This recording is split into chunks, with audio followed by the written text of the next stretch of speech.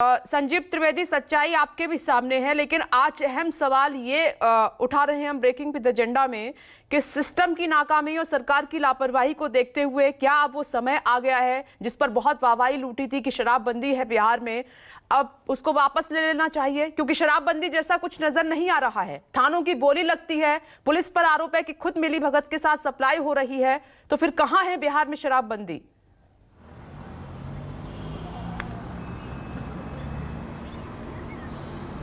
बिल्कुल विप्रेश, देखिए breaking with agenda में हम उस नई बात को कहने की कोशिश करते हैं जो सबों के दिल में तो होती हैं लेकिन जुबान पर नहीं आती हैं और उन्हें डर लगता है ये कहते हुए। शराबबंदी भी वही मसला है।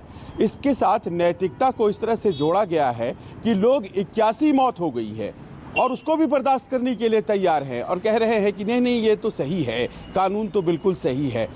आप देखिए हमारे सहयोगी अमिताभ ठीक ग्राउंड जीरो पर मौजूद हैं और वहाँ लोग क्या कह रहे हैं। उनकी बातें सुनने के बाद स्पष्ट ये हो जाता है विप्रेश कि आपने कुरियर को और जो सामान्य उपभोक्ता है, गरीब आदमी है, उसको तो पकड़ लिया, लेकिन जो सिंडिकेट है जो पिछले 6 सालों से इस कारोबार को मल्टी थाउजेंड करोड़ कारोबार में तब्दील कर चुका है, उसको पकड़ने की कोई भी कोशिश नहीं होती है, पहली बात। दूसरी बात यह है, क्या किसी भी ज़िले में कोई भी इस तरह की घटना बिना पुलिस की जानकारी के हो सकती है? अगर शराब पीने वाला दोषी है तो शराब बेचने वाले के खिलाफ क्या कार्रवाई हुई? जो अवैध शराब बनाई जाती है ज़िलों में, क्या उनको भी छोड़ देना है?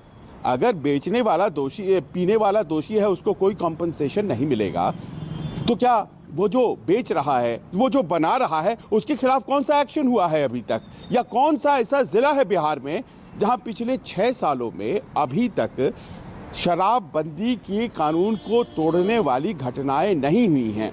लाखों लाख लीटर शराब की जब्ती क्या कहती है?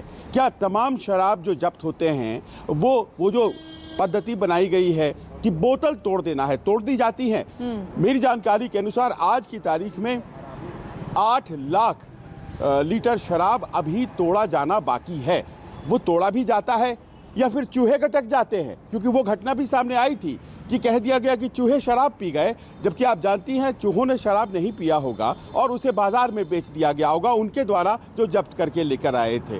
मंदिरों में शराब की बोतलें मिल गई, विधानसभा में शराब की बोतलें मिल गई, और आप कहे चले जा रहे हैं कि हमारा जो कानून है वो बहुत सही है, शराब नहीं पीनी चाहिए। ये बात बिल्कुल सही है, लेकिन आप जिस तरह से कानून लेकर के आए नीतीश जी, उसके लिए एक छोटी सी कहानी है। कहा जाता है कि 2015 जुलाई का महीना था और बिहार में विधानसभा चुनाव की आहट थी विप्रेश। तो एक महिलाओं के स्वयं सहायता समूह के कार्यक्रम में पटना में नीतीश कुमार गए और भाषण देके नीचे उतर रहे थे तो कुछ महिलाएं वहां पर उन्हें घेर ली। उन्होंने कहा कि देखिए शराब से बड़ा नुकसान होता है, तो शराब बेचना बंद करवा दीजिए। वापस उल्टे मुड़े और फिर मंच पर पहुंच गए। अब उसी कार्यक्रम को सोचिए, और वहां पर उन्होंने फिर से माइक संभाला और उन्होंने कहा कि मैं अगर जीता तो फिर शराब बंदी हो जाएगी। यानी कि ये जो कानून बना है ये स्पर ऑफ द मोमेंट में है, तो कोई बहुत सोचा समझा विचार किया हुआ साल भर इसके ऊपर स्टडी कराई गई हो, ऐसा नहीं है। उन्होंने एक चुनावी वादा किया, फिर वो चुनाव जीते और उसके बाद उसमें आरजेडी ने कभी नहीं कहा था, जो उस वक्त गठबंधन में थी और आज भी गठबंधन में सरकार चला रही है, उसने नहीं कहा था। आपको ये भी बताएं 2016 में जब ये नीति लागू की गई, उस वक्त जितने लाइसेंस धारक थे उनसे लाइसेंस ले लिया गया था उस वित्तीय वर्ष का, और बाद में 1 जुलाई से जब एब्रप्टली अचानक लागू कर दिया गया तो सारे लाइसेंस फी लौटाए गए। तो एक आदमी की जिद तो नहीं हो गई है ये शराबबंदी का कानून। इतने लोग अगर मर रहे हैं तो क्या इसके लागू करने से जुड़े जितने भी प्रावधान हैं उसके समीक्षा की ज़रूरत हो गई है? क्या इसे पॉज देना ज़रूरी हो गया है? हर महीने कोई ना कोई घटना घट रही है। अब देखिए इसमें आखिरी बात यह है कि कांग्रेस जो साथ में है आज की तारीख में, कांग्रेस अगर बिहार में साथ में है तो झारखंड में भी साथ में है, और झारखंड में जो साथ में है तो वहाँ की सरकार पिछले दिनों हेमंत सोरेन साहब इस बात को लेकर चिंता व्यक्त कर रहे थे और कह रहे थे कि ये जो शराब बेचने से जुड़े हमें राजस्व मिलता है उसमें घटत कैसे हो गई?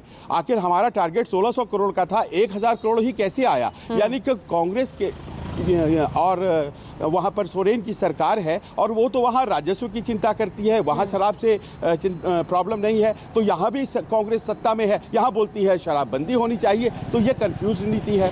भारतीय जनता पार्टी की बात कर लीजिए। भारतीय जनता पार्टी, उमा भारती आप जानती हैं पूर्व मुख्यमंत्री मध्य प्रदेश की, वो बहुत नाराज हैं शिवराज सरकार से। वो कहती हैं कि आप इसको लागू कीजिए शराबबंदी। शिवराज जी नहीं सुनते हैं। उमा भारती ने जेपी नड्डा जी को चिट्ठी लिखा है कि ये शराब नीति बंद करो, वहाँ तो लागू है।